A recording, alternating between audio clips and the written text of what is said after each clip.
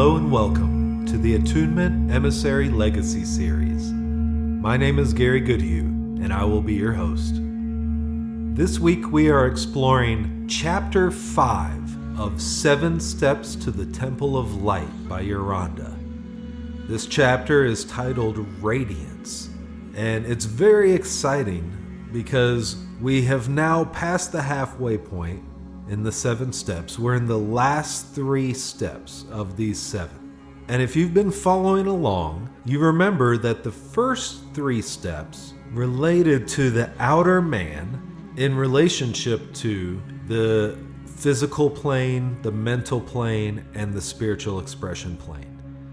And these 3 progressionary steps that the outer man had to go through in order to go through the process of responding to the spiritual source, the wonderful one within, and then going through an attraction up until last chapter, which was assurance. In chapter 4, there was a type of union. And so in these last 3 chapters, Uranda is going to show us the experience of unified radiation through these same 3 planes of existence: the physical plane, the mental plane, and the spiritual expression plane. And there's about 5 or 6 different paragraphs inside of this chapter. The first 2 are really short, so I'm going to just kind of read those together as if they're one. 7 Steps to the Temple of Light. Chapter 5, Radiance. Radiance is the wellspring of life, and it relates to the Temple of Light. Radiance is the shining of the wonderful one, and radiance always is. Yet no man can know that radiance until he has let the wonderful one have his way. Radiance is the ever-expanding essence of the wonderful one, made manifest in the body of man. Radiance is the presence made visible in the world of physical things, that I am may be known of men. So the first sentence in this chapter: radiance is the wellspring of life, and it relates to the Temple of Light. So the Temple of Light is the fulfillment of all these 7 steps. And radiance as the wellspring of life makes sense because we're talking about the physical plane here. There's a beautiful teaching in emissary culture concerning these 3 planes of spiritual expression, mental, and physical. And it is love, truth, and life. And that's what shows up as Creator Source moves through these different planes of existence. It shows up in these different tones or qualities: love, truth, and life. And that's also how it shows up in each one of those planes. And remember, when we're talking about the wonderful one, we're talking about God presence, our own individual, unique, connected God presence. And so that lives in an absolute realm, which we talked about in some of the earlier chapters. And Uranda mentioned something about that again here, saying that radiance always is. So this radiance, or like ever-expanding light coming out from self, is the essence of the wonderful one, and that's how it shows up while manifesting through the body of man in the physical plane. And so he says in this paragraph, no man can know that radiance until he has let the wonderful one have his way. Next paragraph. Radiance is the essence and spirit of selfless service. Such service serves not for a reward, nor does it seek results, for it knows that fruition comes as a natural result of radiation. The law is, and cannot be otherwise. That which is without seeking, trying, or striving, for it is. That which abides in that which is that in which it abides, so long as it abides therein. To abide in constant realization of the presence, fully assured that the presence of the Wonderful One is that which is to be the radiance of the presence. As the One is ever serving through the radiance, giving the life that brings full fruition, the Blessed One who has realized the presence of the Wonderful One is fused into the radiance, and thereby becomes a servant of the Lord, even a channel for the radiance of the Wonderful One within. Whew, okay, so that's a lot. And some of that even felt like a tongue twister. But let's unpack what Uranda is saying here. Radiance is the essence and spirit of selfless service. And such service serves not for a reward, nor does it seek results. So then, of course, it's simply to serve. What he says, it knows that fruition comes as a natural result of radiation. So I think about the pure creative force of love and spirit moving through the physical plane. So that expression of love, that selfless radiation of light, that is radiance. And we can't get there. We can't achieve it. Let's see, what does he say? Without seeking, trying, or striving. We can't get there by those methods. It is an absolute reality. So this is the tongue twister statement. That which abides in that which is that in which it abides, so long as it abides therein. Here's what he's talking about. Our consciousness, our ability to respond, which is to give our attention, our focus, to move our attention and awareness, to focus on a space or place, and then that's kind of abiding when we hold it there, when we stay in that place.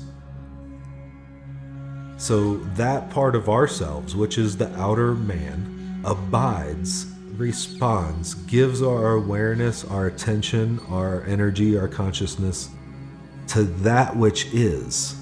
So the Wonderful One, the God presence in the absolute realm, can never not be. It just is. So when we are in and focused and responding to that which is that in which it abides. So if the outer mind is abiding in the spirit of the Wonderful One within, the God Self within, then the outer mind is the spirit of the God Self within, so long as it abides therein. And so as long as the outer mind stays fully focused, fully surrendered, fully responding to the inner spirit and the presence, then we become that presence. And as soon as we're not abiding there, then that's not happening. You know, the funny thing is that we've all had some experience of touching divinity, touching the purity of spirit and the essences of love, untainted by separation and limitation. And yet, probably the majority of us aren't living there in that space all the time. So that means we've touched it, but we're not abiding there, fully, wholly committed. And I know there's something that comes up in me around that. And yet that's another thing that can just take me out of my abiding in the presence within, in that realization.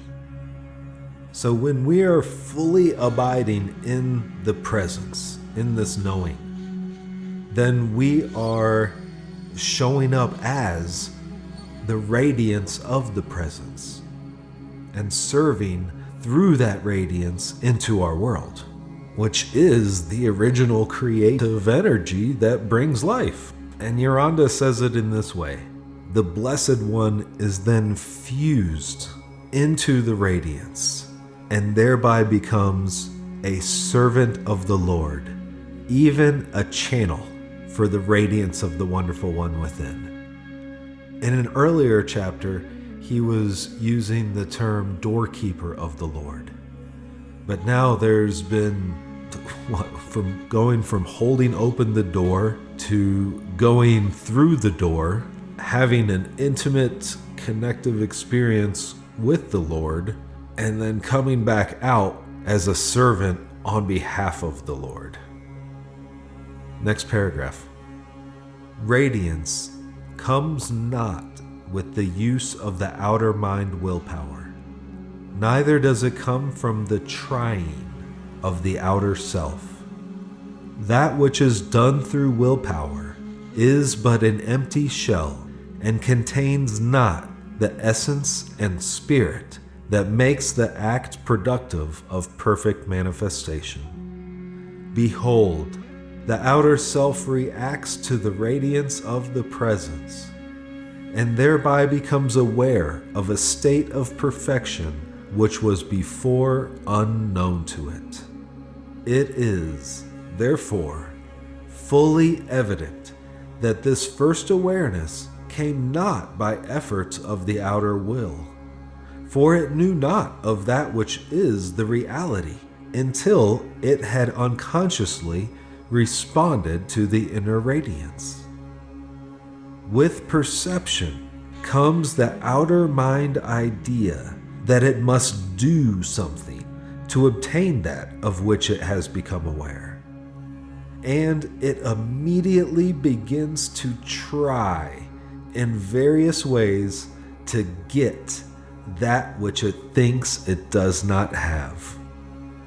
And the instant that such outer mind self-activity begins, progress towards the goal ceases.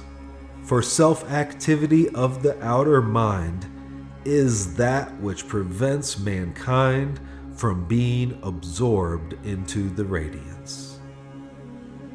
When the outer mind sees that the awareness came not through any effort of its own, and that in fact it can do nothing, it is ready to remain centered unwaveringly in the one within, so that unhindered response may continue through the realm of outer mind consciousness as easily and as effectively as the response took place in the unconscious realms of physical being. Thus the outer mind ceases to be self-active and becomes vibrantly active under the master self-direction and impulse, fully responding to the inner self-will. For in this is the secret of Father, thy will, not mine, be done. So this could be one of my favorite examples of self-activity of the outer mind. It basically realizes all of a sudden that there's radiance coming through from the presence. There's a light emanation because of the connection, and it's showing up in the physical. And immediately it tries to figure out where it came from and how to get it and how to control it. Which is impossible. It cannot, because it doesn't come from the realm of the outer mind. It doesn't come from the physical realm. It's just showing up in the physical plane as radiance. And then once the mind kind of surrenders and gets out of the way again, allowing the tranquility of the mind to reestablish into the realization of the presence, into the assurance that the presence and the self are the same, then once again can move right back into the space of radiance. And he says it in the last chapter when we broke down the tongue twister statement. The last part of it is, so long as it abides therein. So as soon as the mind starts getting self-active, be active on its own, rather than being activated by the presence within. Now it's not abiding in that space, and the experience of oneness is no longer present. The oneness is still present, but the experience of it isn't. And so it's back into the experience of the outer mind until it surrenders and goes back through the process again into unified radiation once more. Next paragraph. He who ceases to act under the outer mind will, remaining centered in the one within, at once begins to act under the Father's will, which is revealed as the radiance of selfless service. The Blessed One at once views all necessities, limitations, lacks, and disturbances of the outer as avenues or channels of radiant service. Being thus harmonized with the one within, the Blessed One becomes vibrantly active in effective expression in every thought, word, and deed. For the directing impulse and power in his every act is the radiance of the wonderful one, even the Father within.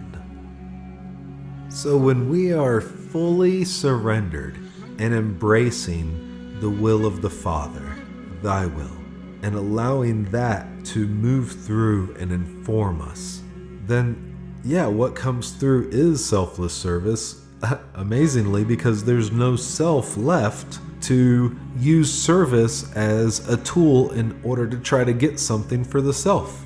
The only recognition of self that's present is the wonderful one, which lives in an absolute realm, already connected and at one with everything else. So it's brilliant.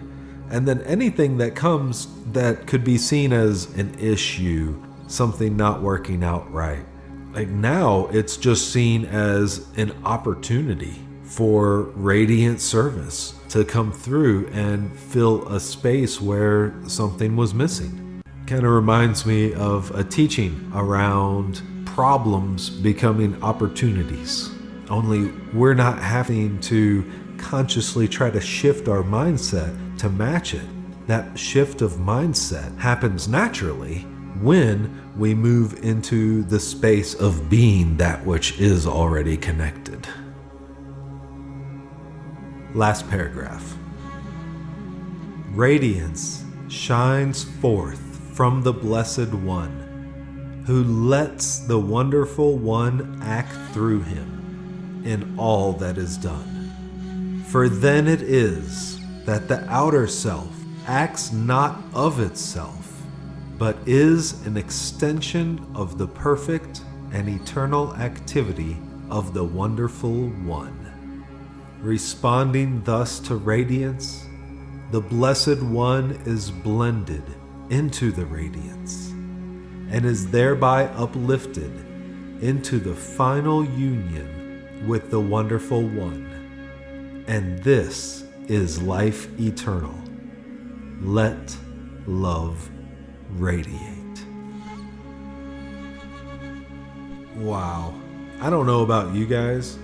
I mean, is anyone else feeling inspired to become an extension of the perfect and eternal activity of the Wonderful One? Yes. That sounds amazing. And all I gotta do is let go of my outer mind and surrender to become an open channel for the inner presence to move through me. And so by doing that, Uranda is saying that the Blessed One is then blended into the radiance by responding to the radiance, and thereby uplifted into the final union with the Wonderful One. And that's amazing. That's very interesting. I don't know exactly what he means by that final union, but he says this is life eternal. I suppose maybe that final union is knowing so knowingly that the absolute eternal being is yourself. Then that is life eternal, because life never could end, only the version of it that's showing up in your experience. Who knows? If you guys know, then let us know. Put it in the chat. We want to hear what you have to say. What have you experienced in the radiance of letting light shine through you? Can you feel the halo that begins to show up as we surrender to the Wonderful One and fuse with God in unified radiation? We want to hear your thoughts. We know what we express, and we are the ones bringing forth a new reality. So until the next time with Chapter 6 on Wisdom, I leave you with this blessing. May you attune to the highest, maintain a vibration of love, and uplift your world by blessing all. Until the next time.